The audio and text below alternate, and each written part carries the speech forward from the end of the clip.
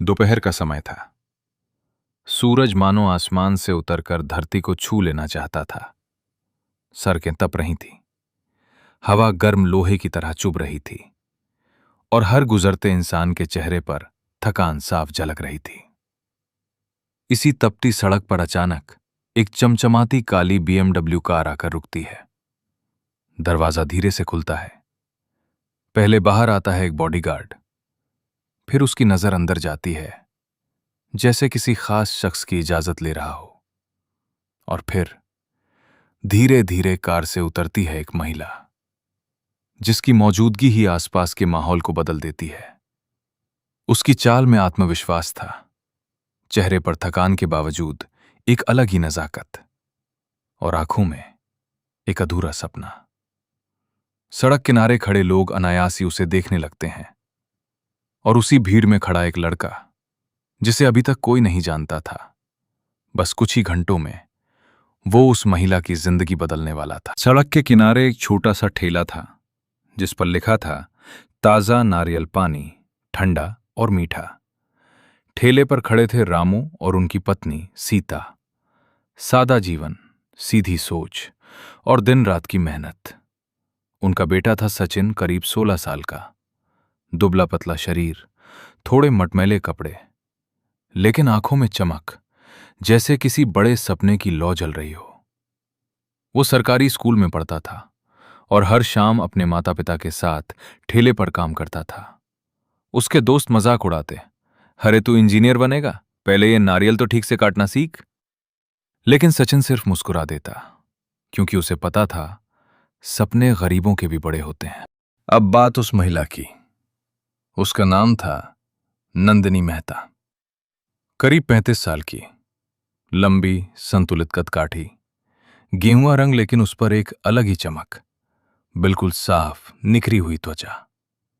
उसकी आंखें गहरी और अभिव्यक्तिपूर्ण, जैसे हर बात बिना बोले कह सकती हूं। उसने हल्के पीला रंग की साड़ी पहन रखी थी, जो बेहद सादगी के साथ उसकी शालीनता को और निखार रही थी। कोई भड़कीलापन नहीं, कोई दिखावा नहीं, लेकिन फिर भी उसकी उपस्थिति ऐसी थी कि लोग खुद ब खुद उसकी ओर खिंच जाते। उसके बाल हल्के से खुले थे, हवा के साथ उड़ते हुए, और उसके चेहरे पर थकान के बावजूद एक ऐसी गरिमा थी जो उसे भीड़ से अलग बनाती है। लेकिन उसकी सबसे बड़ी खूबसूरती थी उसका दर्द। उसके पति की मौत एक एक्सीडेंट में हो चुकी थी और अब वो अकेली थी, लेकिन टूटी नहीं थी। नंदिनी का सपना था एक 5 स्टार होटल बनाना। उसने शहर के बाहर 50 एकड़ जमीन खरीदी। सब कुछ प्लान हो चुका था, डिजाइन, इंटीरियर, इन्वेस्टमेंट। बस एक चीज की कमी थी, पानी। उसने देश के बड़े बड़े इंजीनियर बुलाए, मशीनें लगाईं, जियो टेक्निकल सर्वे कराया, लेकिन हर बार बोरवेल सूखा निकलता। 1, 2, 5, 10, अब तक 15 बोरवेल फेल हो चुके थे। हर असफलता के साथ उसका सपना थोड़ा थोड़ा टूट रहा था। बॉडीगार्ड नारियल लेने आया। रामू ने पूछा, साहब सब ठीक है? उसने सारी कहानी बता दी। रामू कुछ सोचने लगे, फिर हिम्मत जुटाकर बोले, अगर बुरा ना माने तो मेरा बेटा सचिन वो बता सकता है। क्या? बॉडीगार्ड चौंका। तभी नंदिनी खुद आ गई। इतनी देर क्यों लग रही है? उसने सख्त आवाज में पूछा। जब उसे बात पता चली, वो हल्का सा मुस्कुराई, एक ऐसी मुस्कान जिसमें भरोसा नहीं बल्कि चुनौती थी। जहां इंजीनियर फेल हो गए, वहां ये बच्चा क्या करेगा?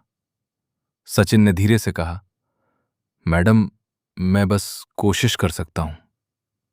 नंदिनी उसकी आंखों में देखती है। उसे वहां डर नहीं, विश्वास दिखता है। और तभी वो कहती है, अगर तुमने सही जगह बता दी तो मैं तुम्हें 1 करोड़ रुपए दूंगी, और अगर गलत हुआ तो। वो रुकी और ठंडी आवाज में बोली, अंजाम अच्छा नहीं होगा। उस रात सचिन सो नहीं पाया।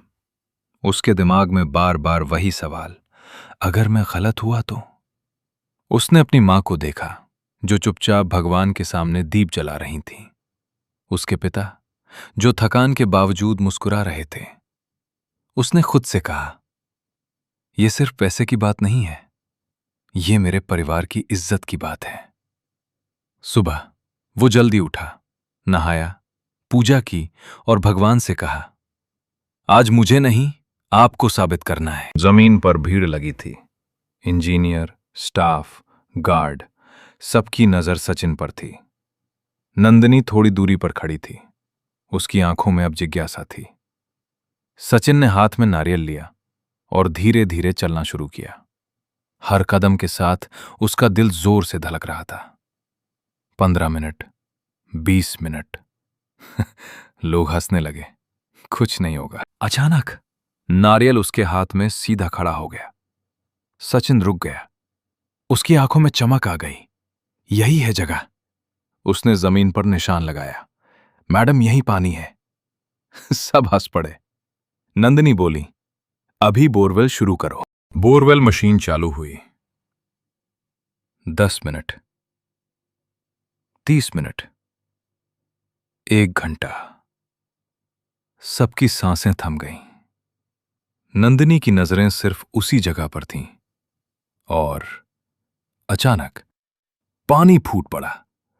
तेज धार, जैसे जमीन ने खुद जवाब दे दिया हो। हर कोई चौंक गया। इंजीनियर स्तब्ध, नंदिनी अवाक। नंदिनी की आंखों में आंसू आ गए। नंदिनी धीरे धीरे सचिन के पास आई। उनकी आंखों में गुस्सा नहीं था, सम्मान था। उन्होंने एक चेक निकाला, 1 करोड़ रुपए। ये तुम्हारा है। फिर मुस्कुराकर बोली, और तुम्हारी पढ़ाई अब मेरी जिम्मेदारी है।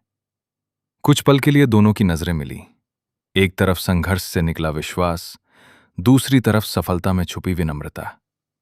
नंदिनी बोली, एक दिन तुम इंजीनियर बनोगे और मेरे साथ ये होटल बनाओगे। सचिन ने सिर झुका दिया और आसमान की ओर देखा, जैसे कह रहा हो, धन्यवाद। उस दिन सिर्फ जमीन से पानी नहीं निकला था, निकली थी एक गरीब परिवार की इज्जत, एक लड़के का आत्मविश्वास और एक अधूरे सपने की शुरुआत। कभी कभी ज्ञान डिग्री से नहीं, विश्वास से आता है, और चमत्कार हमेशा उन्हीं के साथ होता है जो दिल से कोशिश करते हैं। लहरों से डरकर नौका पार नहीं होती, कोशिश करने वालों की हार नहीं होती। आप भी अपने जीवन में लगातार प्रयास करते रहिए। एक दिन ऐसा जरूर आएगा जब सफलता खुद चलकर आपके कदमों को छुएगी। ऐसी ही प्रेरणादायक और दमदार कहानियों के लिए कथा मंत्री चैनल को लाइक, शेयर और सब्सक्राइब करना ना भूलें।